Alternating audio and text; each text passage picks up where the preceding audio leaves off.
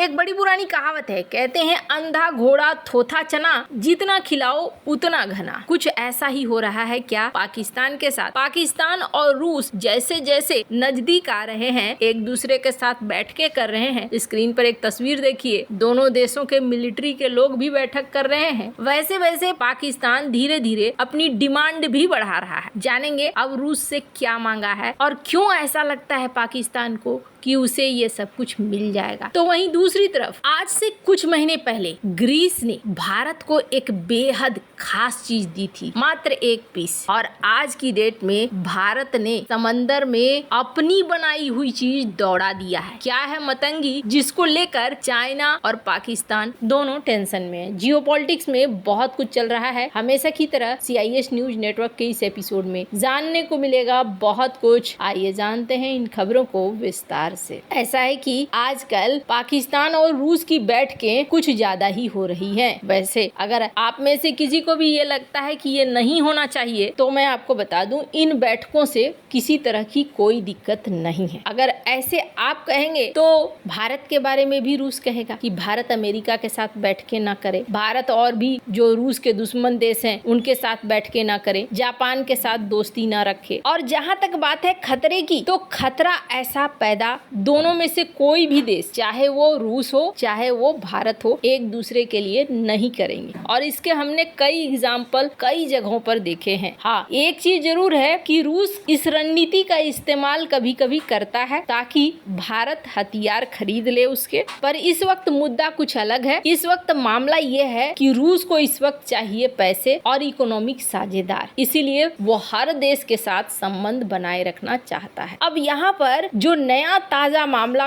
उठा है, ये मामला इस बात को लेकर उठा है कि सबसे पहले पाकिस्तान ने रूस से कहा था कि आप हमें S-400 सिस्टम दे दो, और भारत के पास S-400 सिस्टम है तो मेरे पास भी हो जाएगा, दोनों बराबर बराबर में आ जाएंगे, तो फिर भारत हम पर वार नहीं करेगा। वैसे आपको बता दूं, पाकिस्तान भूला नहीं है कि भारत ने ब्रह्मोस दाग दिया और उसका चाइना का मिसाइल डिफेंस सिस्टम खड़ा का खड़ा रह गया। उसने कुछ बताया नहीं। वो तो गनीमत थी कि उस मिसाइल में वॉरहेड नहीं था, खाली खोखा गया था। अगर वॉरहेड के साथ जाता तो न जाने मियां चुन्नू का क्या हाल होता। इस बात को पाकिस्तान बहुत अच्छे से समझ चुका है कि अमेरिका तो हमें देने से रहा, इजराइल हमें आयरन डोम देने से रहा, बच गया बढ़िया, सबसे बढ़िया तो S-400। और भारत ने S-400 5 के 5 लिए हैं, इनमें से कुछ की डिलीवरी बाकी है जो जल्द ही कर देगा। अब हमारा क्या होगा? इन्होंने जब S-400 मांगा तो रूस ने कहा नहीं जी, S-400 तो हम आपको नहीं दे सकते। इसलिए नहीं दे सकते क्योंकि ये हमने भारत को दे रखा है। और एक मजेदार बात आपको बताऊं, चाइना ने भी S-400 खरीदा है रूस से, लेकिन रूस ने चाइना को भी S-400 नहीं दिया है। S-400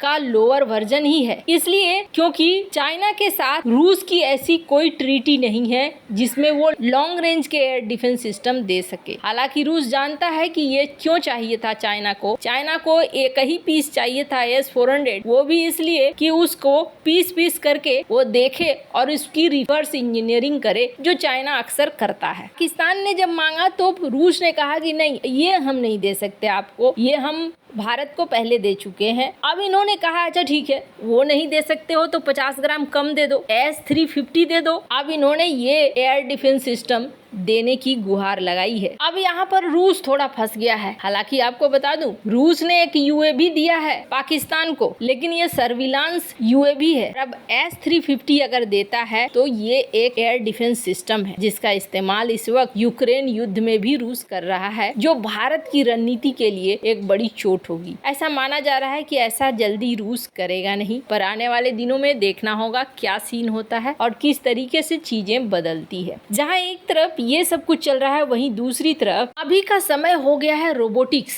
पूरी दुनिया में एक होड़ लगी हुई है, और वो होड़ क्या है? पहले क्या था, एक खबर आई कि ड्रोन एक कमाल की चीज है जो आसमान में उड़ता है, बिना किसी पायलट, बिना किसी ड्राइवर के आराम से इसे कंट्रोल रूम से कंट्रोल करो और जहां चाहे धमाका करो। इसने युद्ध के तरीकों को बदल दिया। इसके बाद शुरू हुआ UGV, ग्राउंड पे यानी वायुसेना को मिल गया एक ऐसा हथियार जिसके लिए उसे पायलट की जरूरत नहीं है, आम लोगों की जरूरत नहीं है। वहीं जमीनी तौर पर रोबोट सब काम करने लगे। जैसे कि चाइना ने एक कुत्ता बना लिया, वो कुत्ता पूरा मशीन गन चला सकता है। अब रह गया एक इलाका और वो था पानी का इलाका। पानी के इलाके में भी ऐसी ही चीजें बनने लगी, सरफेस के ऊपर, सरफेस के नीचे, सबमरीन्स के रूप में भी, जो कि ड्रोन की ही तरह है, पानी के अंदर काम करने वाली। और इसमें चाइना ने एक कॉन्सेप्ट विकसित किया, मदरशिप का कॉन्सेप्ट। स्क्रीन पर आप देख सकते हैं एक इमेज, जिस इमेज में आपको देखने को मिलेगा मदरशिप कॉन्सेप्ट में जो सतह के ऊपर हवा में ड्रोन है,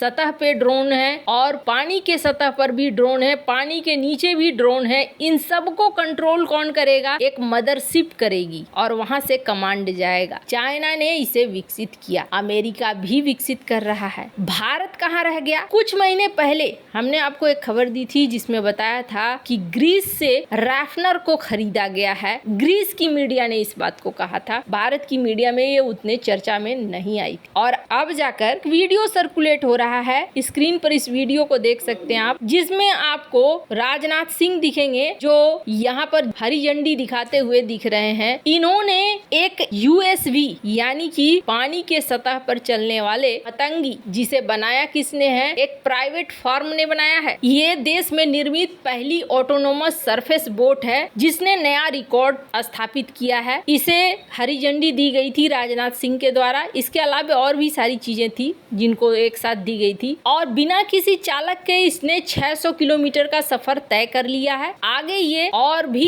1000 किलोमीटर की दूरी तय करेगी। सागर डिफेंस के द्वारा इसे बनाया गया है। मुंबई से तमिलनाडु के तूतीकोरिन तक 1500-1600 किलोमीटर का ये सफर बिना किसी चालक के पूरा करेगी। और सबसे बड़ी बात यह है कि ये देश में पहली बनी हुई ऑटोनोमस सरफेस बोट है और ये कई मिशन, निगरानी, सुरक्षा, हाईटेक सेंसर, हथियार, ड्रोन, इन सारे पर्पस को ये पूरा करेगी। अब दुनिया में जब इस तरीके की चीजें बढ़ गई हैं तो इन्हें काउंटर कैसे किया जाएगा? काउंटर करने के लिए भी एक टेक्नोलॉजी विकसित हो रही है। इन सारी चीजों का एक तोड़ है और तोड़ क्या है? संचार। अगर जहां से कमांड भेजा जा रहा है वो कमांड खत्म हो जाए, इनका कम्युनिकेशन टूट जाए तो फिर ये बेकार हो जाती है। इनको जाम करना, इनके कम्युनिकेशन को तोड़ना, यही अब इनका काउंटर हथियार बन चुका है और दुनिया दोनों ही चीजों पर काम कर रही है। भारत के लिए बढ़िया है कि भारत भी अब बहुत तेजी से इस दिशा में बढ़ रहा है। वैसे आपको क्या लगता है? इन सब मामले में आपकी क्या राय है? कमेंट कर जरूर बताएं। जल्द मिलते हैं अगली वीडियो में नई खबर के साथ। माला परिक्रमा। Ladies and gentlemen, our Honorable Raksha Mantri will be flagging off the mission with Flag November. And you're now watching the live stream coming from Mumbai. This is the live stream. Matangi is ready. And there she goes.